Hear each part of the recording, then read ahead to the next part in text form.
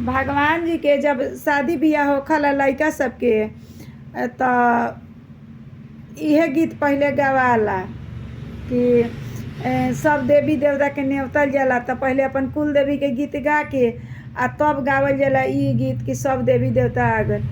पाटिक में से पनावा निकलिए महादेव, देशे देशे नेवाता पेठाए, देशे देशे नेवाता पेठाए।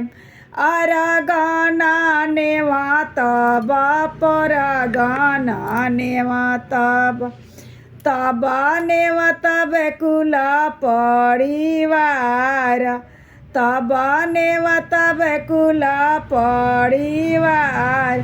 रंथ चढ़ल सब देवा लोग नेवतब, तब नेवतब दुनिया सनासार, तब नेवतब दुनिया सनासार।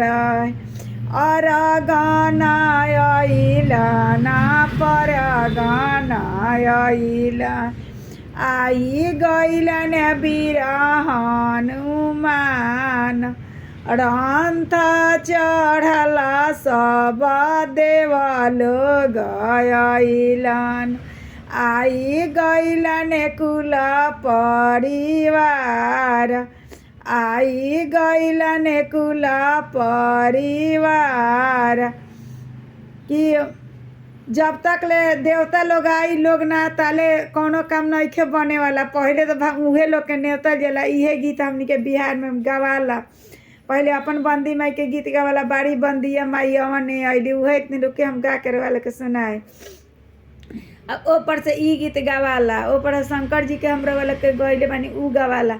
अगर हमार गीत अच्छा लगी तो रउआ लोग सब्सक्राइब करम, कमेंट करम, लाइक करम तो हमरा बहुत अच्छा लगी। हमरो के सपोर्ट करी लोग, धन्यवाद। कि हमहू लड़का के बियाह पहले पहले कहीं हटे तो जान जाए कि हमरा ना बुझात रहुए कि कहाँ के का करी। आ लोग तो पूछम तो केहू कुछ बतावेला, केहू कुछ बतावेला, केहू कुछ बतावेला। हम कहनी जौन धोखा हम खैले बनी हमरा से केहू पूछी नहीं तो सब बात अच्छा से बता दे हम। हे भगवान सब लोग के खुश रखी।